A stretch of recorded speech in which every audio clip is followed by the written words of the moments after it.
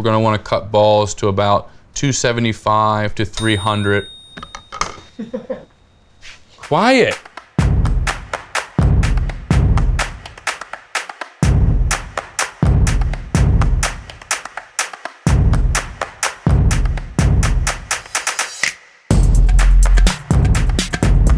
Hey guys, it's Mike Fitzick here. We're gonna do my cheese pizza recipe. This recipe is kind of like based on my New York style pizza that I have at my pizzeria, Bakery at 1010. We're gonna cook a little bit smaller. It's the same ingredients, it's the same base recipe. We're gonna cook it in the Gozney dome. However, you can do it in the rock box as well. In my shop, I use a deck oven. It's set to about 600 degrees. So with the Gozney dome, we're gonna have it roughly between 500 and 600 degrees. The Gozney dome cooks the New Yorks really good. There's a lot of heat, a lot of like thermal transfer from the top, so everything cooks pretty evenly. New York recipes are gonna include olive oil in the dough. I've tried it. I haven't found anything that really makes it better with the oil in it. So this recipe is strictly just flour, leaven, and salt and sugar. It's unlike a lot of recipes you'll see for like a New York circle. First thing we gotta do is make the dough. And you have to do this the day before because we need 24 hours fermentation. First, we're gonna put the water in. You have to use cold tap water. The coldest tap water that your sink makes will be fine. Throw in some powdered yeast. And we're just gonna mix that through real quick on low.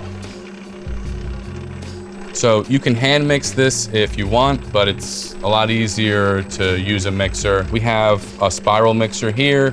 Normal KitchenAid or just any stand mixer will work as well. All right, all that yeast is dissolved, and then we're gonna put in our high-gluten flour. Just like bread flour. Put in our all-purpose. And we're just gonna mix for about 5-7 minutes until everything's incorporated on low. Halfway through this mix, when you're hand mixing, you're not gonna really need to do this, but with the mixers, you're gonna wanna just scrape any of that little dough that's sticking up on the sides. All right, so after about 7 minutes, everything's pretty much combined. You can see everything's mixed together. So we're gonna put just a little bit of water in here after we start mixing, and we're gonna put our salt and sugar in. If you're hand mixing, this part's kind of tough because you're gonna have to incorporate this water back into the dough just using your hands while trying to get the salt and the sugar to absorb into the water. It's possible, it's a little tough. I really do recommend a mixer if you're gonna go this route. So we're gonna set this on high. If you have like a stand mixer, maybe about 50%. You're not gonna wanna set a stand mixer to full blast for this. So this part right now, there really isn't like an English translation for what we're gonna do.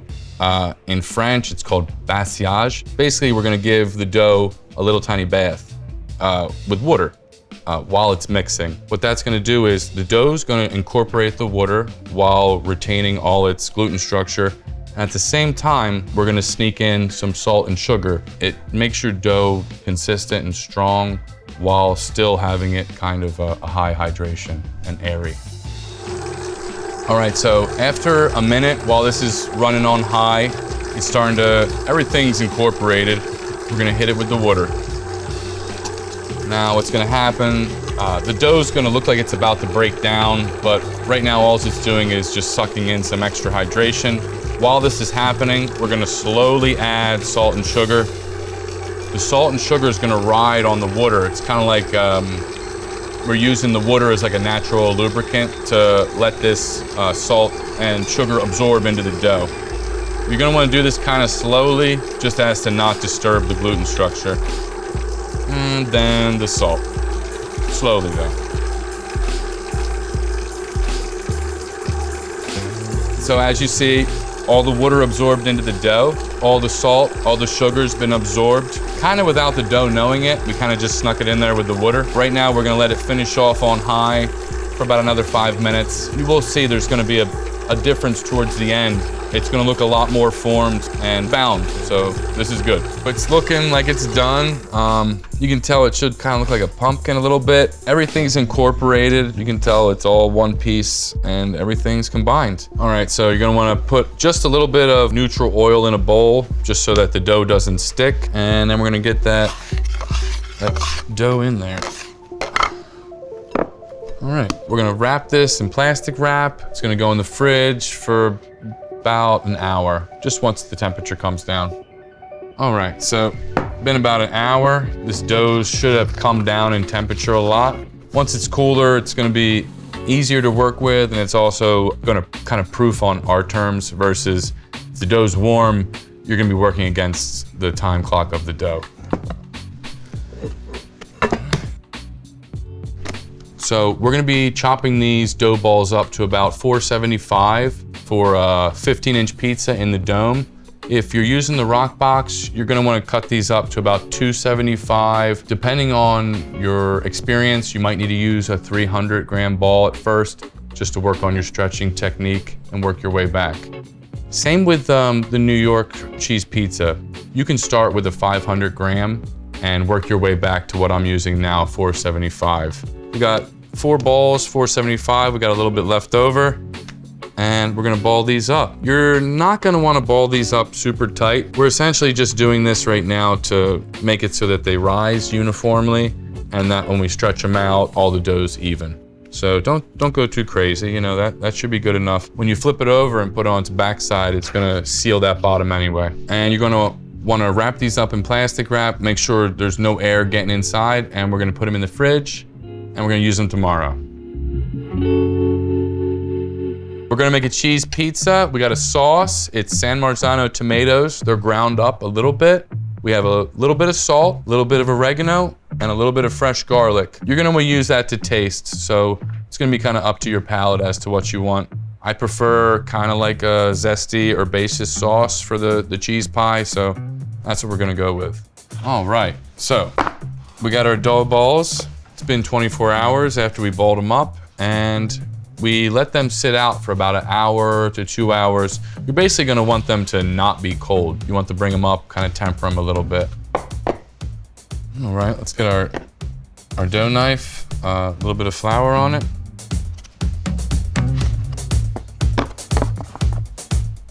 Dredge this in flour. You don't want any wet spots. That would be catastrophic. So we're gonna flour our workspace a little bit, and we're gonna get to work stretching this. With a big New York style cheese pizza, we're not really gonna focus on building like a crust too much because we have to stretch this out. Trying to get this all even and flat before we do a full-on knuckle stretch.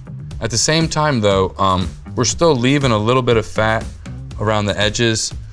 Flip it over, make sure you're working around the outer perimeter. At the same time though, you want everything kind of even, just a full balance in like weight and thickness. So we're looking pretty good. This is relatively even. I'm gonna throw it on my knuckles and we're just gonna stretch it out a little bit. This part is a very technique forward. There's more than one way to skin a cat. So if that technique is too hard, you can always pick it up and let it rest on the deck and pull it up like this. And that'll slowly stretch it too. Not really recommended because this is kind of like a beginner's technique. I don't want you to get too used to it. The best and most efficient way would be to rest it in your hands and just kind of slowly stretch it as you work it around. And don't get disheartened if you rip it because, you know, it's gonna happen. So now you see we've got pretty even dough. Like this is very uniform throughout, and it's ready to get put on our sinking peel. Right now, I have the Gozney dome set to about 450 with the flame on kind of low. We're gonna sink this in there, and in about 5 minutes, we'll crank the top flame up just to where we'll get a little color on the top, and it'll finish it off nicer. So this is a large metal peel. If you don't have one of these, you're gonna need to find like a wooden pizza peel. That's roughly 15 inches, so you can sink one in the oven. Go like this. Flip it on top. Kind of even it out a little bit here. We have our sauce already prepared. We're gonna wanna go almost to the edge. Just leave a little bit of room for the crust. Got some fresh mozzarella. Put a little fresh basil on there. That's gonna cook down into the sauce. We finish it with some parm. And just a kiss of olive oil. And into the oven.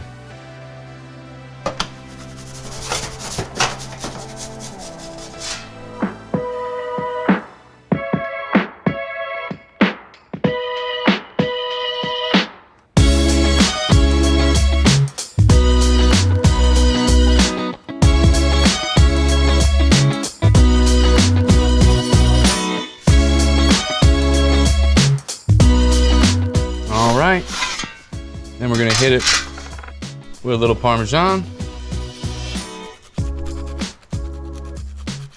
a little bit of fresh basil, some oil. This is the one. It's gonna burn my mouth. It's really good though. All right, so that's my cheese pizza.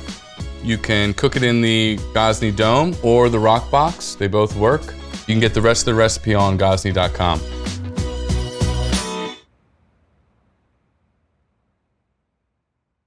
He walked away after the first three like, this guy don't know what the he's doing. The third, fourth, oh good, he did it.